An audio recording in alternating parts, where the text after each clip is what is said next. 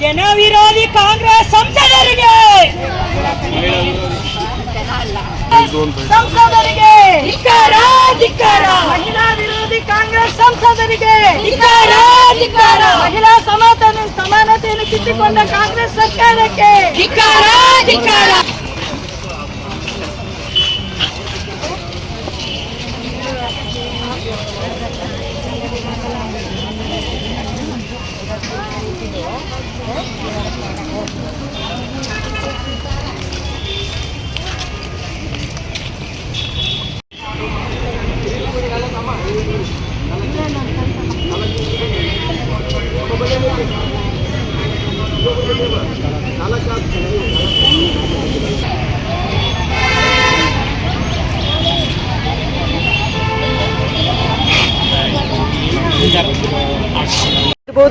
ಇವತ್ತು ಅಂಬೇಡ್ಕರ್ ಅವರೇ ರಚನೆ ಮಾಡಿರುವಂತಹ ಸಂವಿಧಾನದಲ್ಲಿರುವಂತಹ ವಿಚಾರ 2011 ಇಟ್ಕೊಂಡ್ರು ನೀವು ನಮಗೆ 33% ಕೊಡ್ಬೋದು.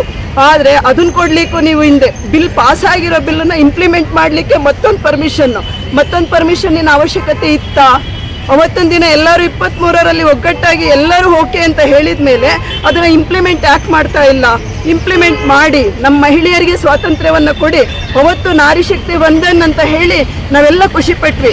ನಾವು ಮೊನ್ನೆ ತಾನೇ ಭಾಳ ಸ್ಟೇಟಸಲ್ಲೆಲ್ಲ ಮಹಿಳೆಯರು ಭಾಳ ಖುಷಿಯಿಂದ ಹಾಕ್ಕೊಂಡ್ವಿ ಇವತ್ತು ನಮ್ಮದು ಆಗ್ಬಿಡುತ್ತೆ ಅಂತ. ಬಟ್ ಅಲ್ಲೂ ಕೂಡ ವಿರೋಧ ಪಕ್ಷಗಳು ಅದನ್ನು ಧಿಕ್ಕರಿಸಿದ್ರು. ಅವರು ಯಾವ ವಿಚಾರವನ್ನು ಧಿಕ್ಕರಿಸಬೇಕು, ಇದನ್ನು ನೀವು ಇಂಪ್ಲಿಮೆಂಟ್ ಮಾಡಿ ಅಂತ ಹೇಳ್ಬೋದಿತ್ತು.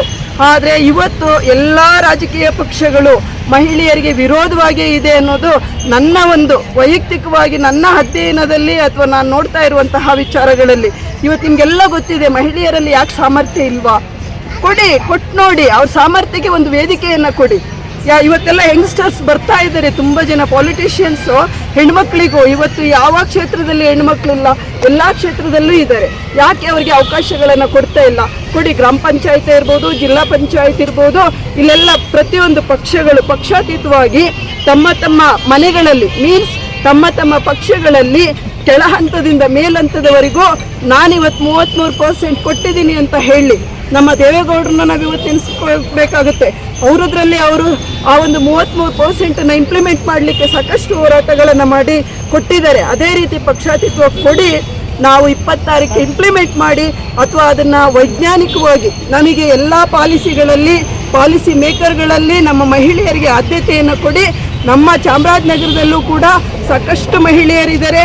ಮುಂದಿನ ಎಲೆಕ್ಷನ್ಗಳಲ್ಲಿ ಯಾರು ಅದಕ್ಕೆ ಹೆಣ್ಮಕ್ಳಿದ್ದಾರೆ ಅವರಿಗೆಲ್ಲ ಒಂದು ಅವಕಾಶಗಳನ್ನು ಕೊಡಿ ಅಂತ ನಾನು ಎಲ್ಲರ ಪರವಾಗಿ ಕೇಳ್ಕೊಳ್ತೀನಿ. ನಾನು ಡಾಕ್ಟರ್ ನಿರ್ಮಲಾ ಹೆಚ್ಎಂ ಅಂತ.